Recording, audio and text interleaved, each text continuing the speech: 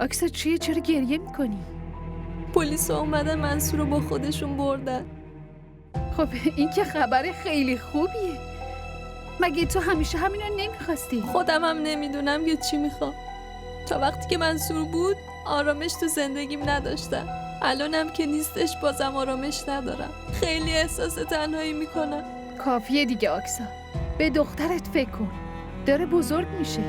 تو روحیش تأثیر میذاره. من که میگم از اون آدم طلاق بگیر. خودتو از شرش خلاص کن. من که جایی ندارم برم. اگه طلاق بگیرم کجا برم؟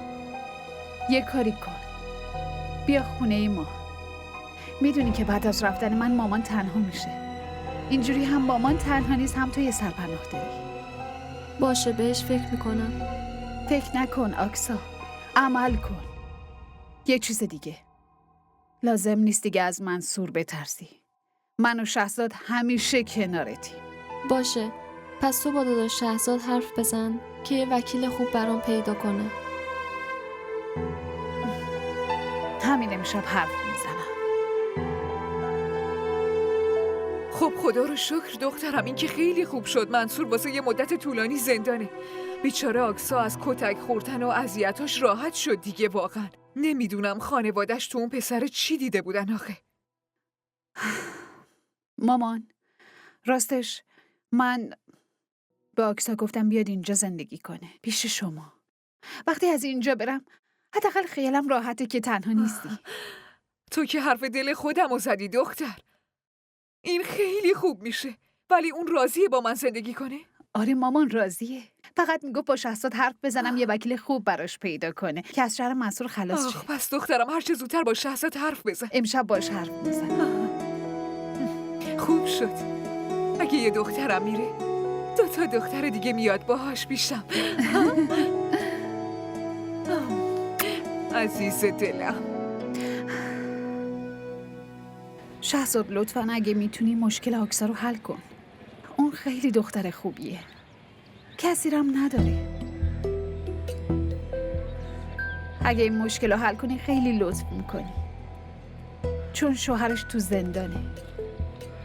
نمیدونم بیاد بیرون چی کار میکنه. آکسا و دخترش باید تو امنیت باشن.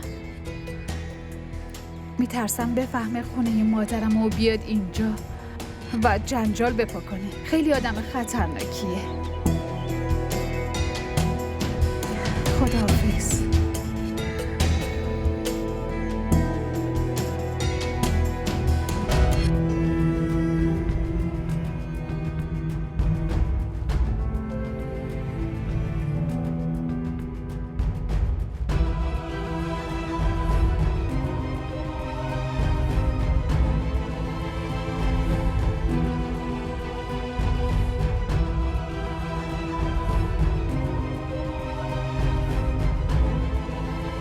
ممنون آقای وکیل.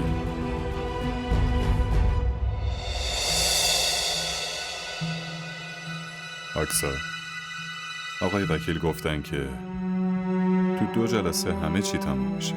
انشالله دادگاه به نفع ما حکم میده. خیلی ممنونم داداش شهزاد. به لطف شما از سرگردونی نجات پیدا کردم. خدا میدونه اگه شما نبودین چی میشد. داداش میگی دیگه تشکر نکن. هر چیزی لازم داشتی بدون تعارف به الینا بگو. اصلا نگران نباش. من همیشه کنارتونم. ایشالله شما و الینا همیشه خوشبخت باشین. خب دیگه من میرم. راستی یه چیز دیگه، راجع به هزینه وکیل. کاری به اون نداشته باش. اونو من حلش میکنم. ولی آخه مگه همین الان بهم نگفتی داداش؟ پس چرا مثل غریبه ها حرف میزنی؟ راننده بیرون منتظرته، میرسونتت خونه. باشه. ممنون داداش.